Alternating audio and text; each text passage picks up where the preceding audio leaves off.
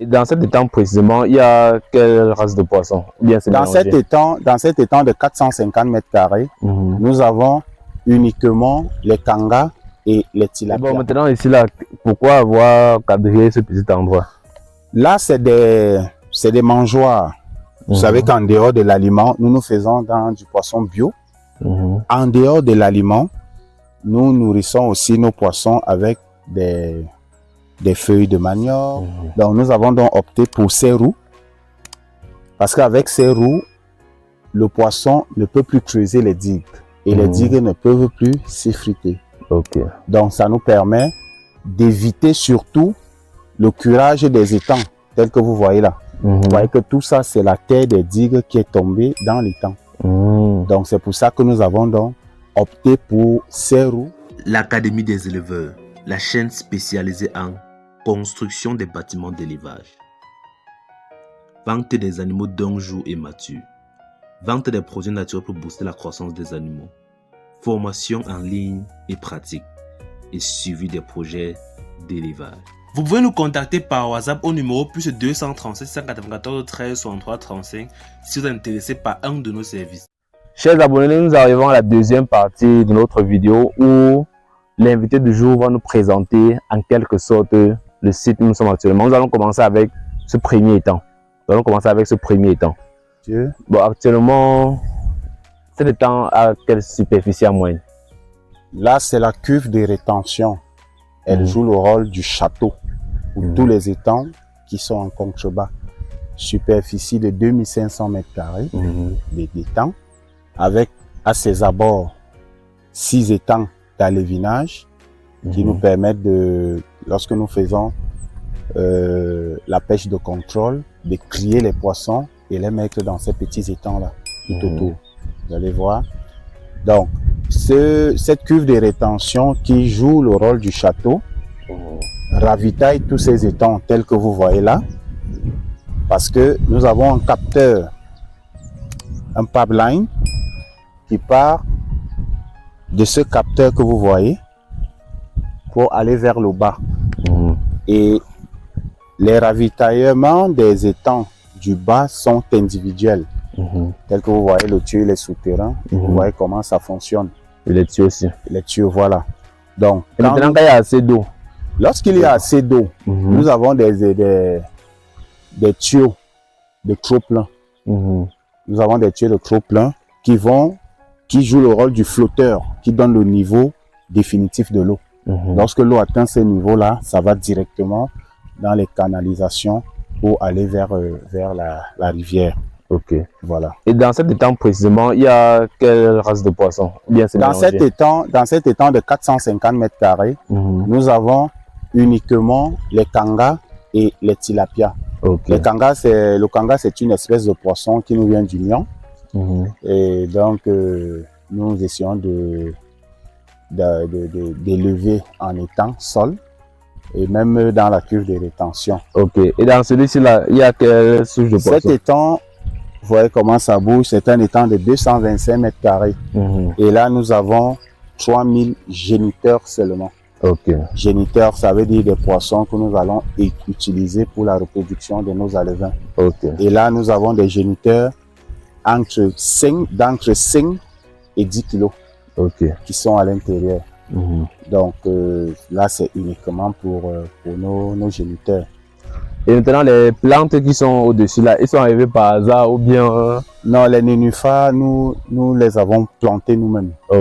Non seulement pour créer l'isoplancton et les phytoplanctons dans l'eau, mais aussi pour créer de l'ombrage aux poissons. Parce que tel qu'ils vivent à l'intérieur, c'est aussi comme ça que nous ressentons le soleil à l'extérieur. Ils ont les mêmes ressentis à l'intérieur. Et ce type de plante, je vois le type de plante depuis sur ce site. Est-ce que ça a titre décoratif ou bien ça a un rôle précis? Ces plantes sont décoratifs, utiles même, puisque c'est des arbres fruitiers. Là, nous avons un corosolier et là, nous avons un goyavier. Ils ont leur rôle premier, c'est d'abord de solidifier les digues. En dehors de solidifier les digues, la consommation et aussi l'embellissement même du site. Donc, ils jouent tous ces rôles-là. Et ici, c'est la citronnelle. Elle, par contre, joue un rôle au niveau des digues. Elle permet à ce que les digues ne s'effritent pas. Donc, leurs racines s'enlacent et elle permet que les digues ne s'affaissent pas. Ok. Et bon, maintenant, ici, là, pourquoi avoir quadrillé ce petit endroit? Là, c'est des mangeoires. Vous savez qu'en dehors de l'aliment, nous faisons dans du poisson bio. En dehors de l'aliment, nous nourrissons aussi nos poissons avec des feuilles de manioc, des feuilles de macabo et beaucoup d'autres choses. Par exemple, des peaux de manioc que nous mettons là, qui se décomposent, et la silure, généralement, surtout la silure, mange beaucoup plus décomposé. Ok. Donc c'est pour ça que nous faisons dans ces mangeoires pour stocker, pour ne pas éparpiller les déchets que nous mettons à l'intérieur. Bon. Et ici, là, sur ce site, dans cet étang, il y a quelle souche de poissons à l'intérieur? C'est des silures, c'est des étangs de nos géniteurs. Je vous ai dit qu'on en avait 3000 actuellement. Donc, ils sont repartis dans ces 2 étangs. Ok. Parce que lorsqu'ils ont pris beaucoup de poids, l'espace devient plus petit. Okay. Donc, nous sommes obligés de calibrer et de les remettre de l'autre côté. Ok. Bon, on va pas aller en bas parce que là en bas, c'est un peu spécial parce que il y a les roues qui sont un peu, c'est pour aux alentours. Et sur les autres, on ne voit pas ces roues. Pourquoi cela? D'accord. Ici, nous faisons face à un problème. Vous savez que ce site a beaucoup de sable. Et lorsque nous mettons du poisson, parfois c'est l'eau même qui creuse. Parfois c'est du poisson. Donc les digues s'affaissent très facilement ici. Donc nous avons donc opté pour ces roues. Parce qu'avec ces roues, le poisson ne peut plus creuser les digues. Et les digues ne peuvent plus s'effriter. Donc ça nous permet d'éviter surtout le curage des étangs, tel que vous voyez là. Vous voyez que tout ça, c'est la terre des digues qui est tombée dans l'étang. Donc c'est pour ça que nous avons donc opté pour ces roues et essayer de stabiliser. Parce que lorsque vous avez des poissons comme les silures et les carpes qui creusent beaucoup, et les kangas, il faut avoir ça pour protéger les digues. Et dans les derniers étangs là, il y a quelle souche de poissons à l'intérieur? Les derniers étangs plus bas, ça c'est des étangs que nous avons vidangés il y a un mois. Là c'est uniquement des tilapias. C'est des tilapias que nous avons pris, on les appelle généralement les tout venants. Alors après avoir nourri et qu'on ait des alevins, après avoir eu des alevins, nous allons donc pratiquer le sexage.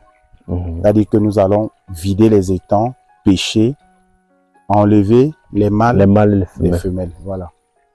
Pour pouvoir maintenant développer dans chaque étang, chaque espèce et éviter la reproduction pour qu'ils ne prennent plus, pour que la croissance soit ralentie. Il faut arrêter là.